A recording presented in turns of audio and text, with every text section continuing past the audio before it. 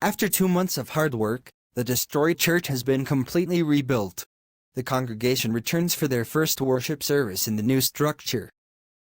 I don't think I will ever get used to the Christian cross being alongside the Jewish Star of David, the Islamic crescent, and all the other religious symbols on the walls now. If it bothers you, why did you support the church becoming Unitarian Universalist?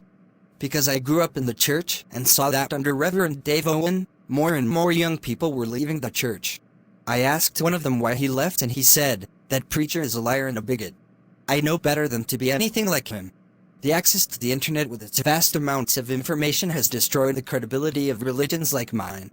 And when I looked at what you used to teach and believe, it looked more like what Jesus taught than anything Reverend Owen was spitting out in his sermons. And the sermons of Reverend Denton are so inclusive and honest. I don't feel insulted or lied to by what she says.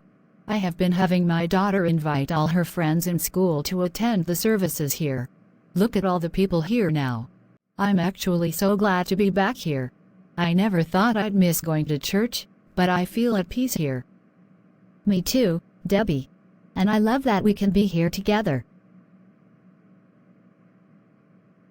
So, what do you think, Michael? It looks nice, but I am waiting to hear the sermon.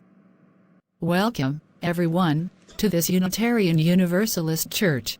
I am the Reverend Emily Denton. Today's sermon is about healing and moving forward. It is We Can Never Know by J.E. Abernathy, Jr. How can we begin to understand what hope and healing mean in the face of a deadly illness with no known cure? We have many sources of hope and healing in our lives: singing, praying, thinking, communicating, acting, giving, and remembering. Dr. Richard Cabot tells the story of a young theological student in clinical pastoral education who was encountering for the first time in his life a patient whose illness was so severe that the doctors told the student that this woman had slim chance of survival. The woman asked the young man to pray for her, and in this first encounter with such a request, the student minister was overwhelmed with feelings of inadequacy and despair. He turned away from the bedside and buried his face in his hands. He fought back the tears and tried to regain control of his emotions. Finally, he got himself together and stood up. Embarrassed and ashamed, he took the woman's hand, offered a simple blessing and goodbye, and fled from the room. Much to the surprise of the clinicians, the woman underwent an unexpected recovery. When Dr. Cabot was talking with her later about how she was able to rally and respond so well, she replied, "I think it all began with that young theological student who was so intense in his prayers for me." We can never be sure how our companionship and service in the company of those living with serious illness will be an agent of hope and healing. Sometimes the things that we least expect to be helpful will be the things most remembered. Impressive! I guess that means anyone can make a difference just by being there for others, even if they can do nothing else. I can't wait for Carrie to return from her grandmother's funeral. I imagine she will need me to hold her for a long time while she cries.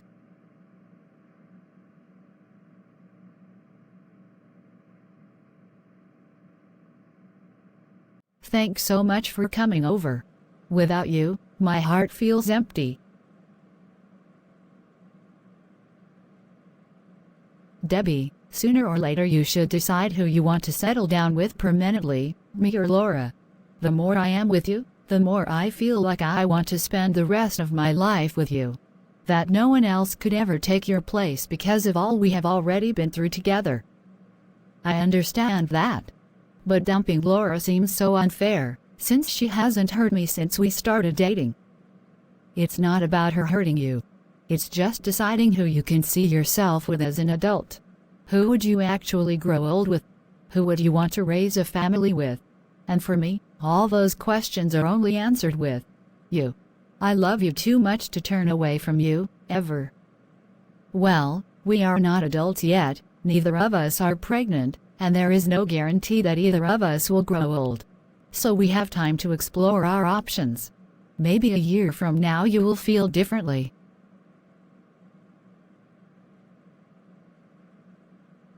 But in any case, I am here for you now. Jack, I need to speak with you, in private. Sure.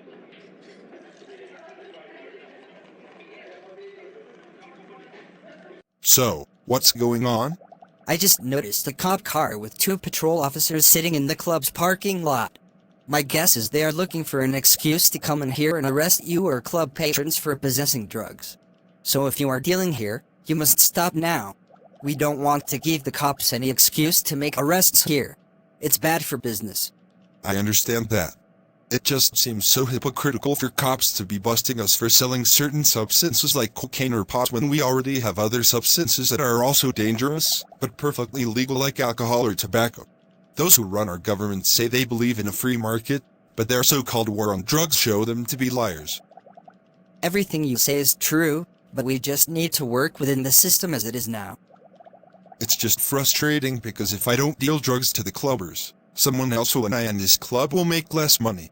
I'd rather us make less money than this club possibly be shut down completely. As owner of this club, I make the rules, so starting tonight, no more drugs here. If you deal, don't do it on this property. Yes, sir.